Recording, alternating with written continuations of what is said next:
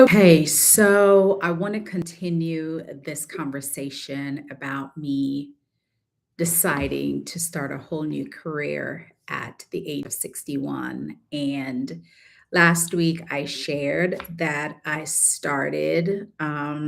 went to a real estate school in February of last year and got my license and joined the Keller Williams team here in Charlotte, North Carolina, and I have been loving it so far.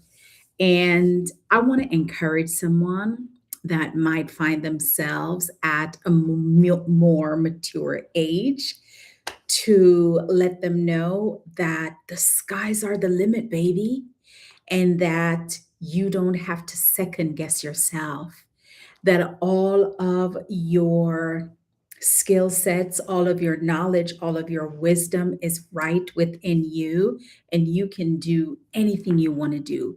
You don't have to ask any questions. You don't have to ask anybody for permission. Those days are over. Once you cross that 50 finish line, you become bold. Okay? You become bold. So stand in your boldness, walk in your boldness. Don't let anyone take that from you. You can reinvent yourself and be the queen, the dominant force, the effervescent person, whoever you want to be, because you have got it going on. If you're still here and you cross that half a century, baby, don't let anything stop you from doing what you want to do. So, a little bit of background about me. In 2016, well, at the end of 2015, I retired from a 25-year career. I loved it, but towards the last 18 months of that career, I no longer felt the joy that I felt in it for the 24 years prior, right? 23 and a half years prior. And I realized that something was shifting in me and that I needed to shift my career. And I'll tell you why. I was in retail for almost 25 years, and I had fulfilled every opportunity and every goal that I had set for myself in retail. I started in retail as a part-time associate. Then I became a full-time associate. Then I became a supervisor. Then I became a manager. Then I became a regional for human resources. Then I became a regional for cosmetics, fine jewelry, and handbags. And then I became a regional vice president. So I climbed the corporate ladder in retail. And at that 23 and a half year mark, I started to feel empty. It no longer resonated with me. What I had been doing for all those years, I did not find the light in it anymore. I had gotten a new supervisor that was pretty mean towards me. And I lost the joy that I had in that job for all those years. And I was also at a place in my life where I wanted to do more because there were so many things on the inside that I had never shared with my job, only because, as a Black woman in a elevated position within corporate, you have to be wary of what you say or what you share about your life outside of the corporate world, right? And there had been something that I've been hiding for a while, and I just never wanted to share because I never wanted that personal thing to ever become a deterrence in where I wanted to go. But the one thing I had to say about myself is that I just always wanted to get to the next level. So, although I was hired as a part time temporary associate, I applied for a part time permanent job, and then I applied for a full time job, and then I applied for another job. And so every 2 to 3 years, I would set my mind on the next place I wanted to go. And that's how I've always been. Every 2 to 3 years, I would say, all right, what's next for me? Where else do I want to go? And so that was just how I lived. That is the kind of person I am. Always, well, can I do this? Like, what if I try? It may never work out, but what if I try? Let me test myself to see what would happen if I try. And so that was how I kind of went up the corporate ladder, by just testing, by like, let me see if I could do this. Let me see if I could get there. Let me see if, I had what it takes to get there.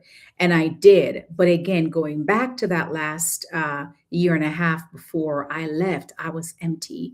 I remember driving into the parking lot of that job, and there were times I would cry. I didn't want to go in. I'd lost the joy of that job and the fulfillment of what it used to give to me. And I just felt like there was more that I could do.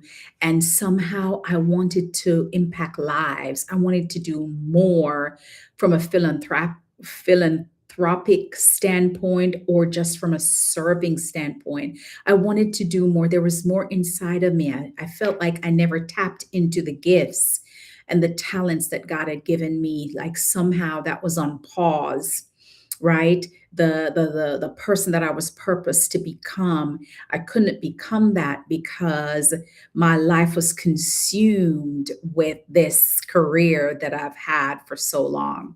And so towards the end of 2015, I turned my notice in. There were some things that happened that didn't make me feel good, and it just gave me the trigger to retire. And I did, towards the end of 2015. And man, I'm telling you, December 15th, 2015 was a beautiful day, because I knew that I never had to work them the rest of them Christmas hours. I was done with them Christmas hours. Oh my Lord, right? And so I decided that I was going to go into business for myself, right? Because I had the story that was brewing inside of me. And I'm like, wow, if I ever tell my story, it's going to change lives. So when I left corporate, my goal was to become a speaker, right? I wanted to be a keynote speaker. I wanted to travel the world and speak. I want to be speaking on stages and all of that stuff.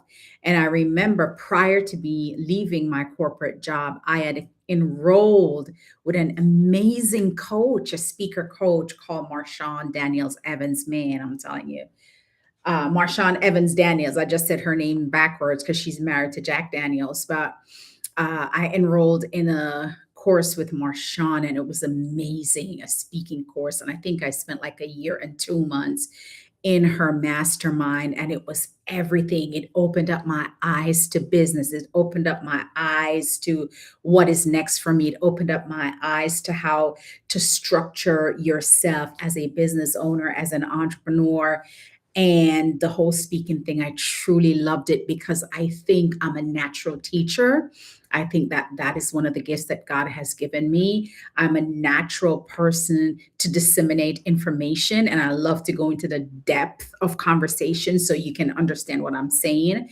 And so I felt like it was a natural transition for me to go into the speaking world, but nobody knew me out in the speaking world. Who is going to pay me 2,000, 3,000, 4,000, 5,000, $10,000 to come speak on a stage? And they didn't know me. So I'm like, oh my God, what did I get myself into? So pretty soon, I recognize that, girl, you're going to have to do something else, because nobody is going to be knocking on your door to come speak on their stages. And so I had some things that I had in the works, that if the speaking didn't work out, I was going to be a coach of some sort, because I'd done that in corporate. I did a lot of training, a lot of coaching. So I felt like I could do that. And so I started my business, right? In 2016, February of 2016, I started my business, and it was called Victorious You. right?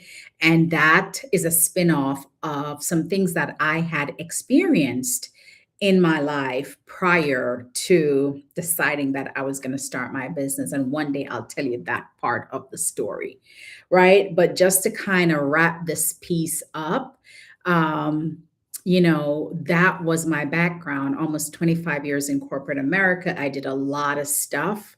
I started from the ground floor. I rose through the ranks. I got the most incredible type of training, and that really allowed me to thrive in certain areas, especially when it comes on to learning, development, human resources, all those things. Right. And there was always this level of love that I had for God. So I knew that no matter where I was, a level of faith was going to be involved because I always have this love for Jesus in my heart from I was this little girl. And I don't know what it was, but I'm always drawn to the Holy Spirit. I was drawn to the Holy Spirit from a child. I remember the first time I got baptized, I went to a tent meeting on my own and walk up to the front. I was like probably 13 or 14.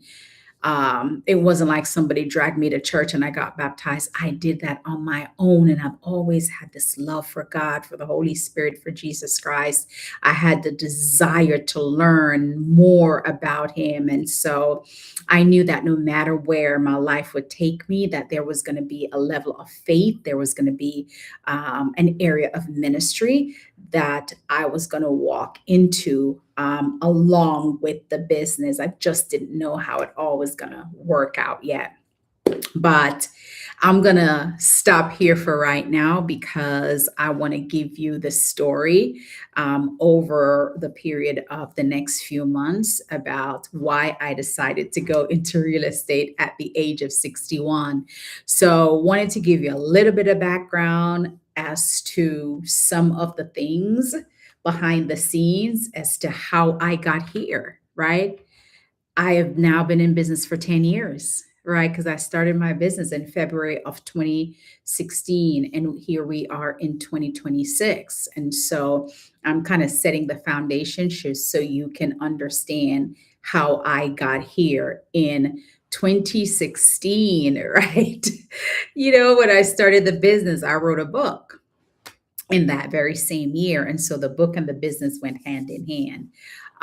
But again, just to kind of share with you how I started at the beginning of this conversation, if you are over 50, you have all the power to be bold and to be unapologetic and to just do the thing that you've always wanted to do. Probably you wanted to go back to school all along and never did.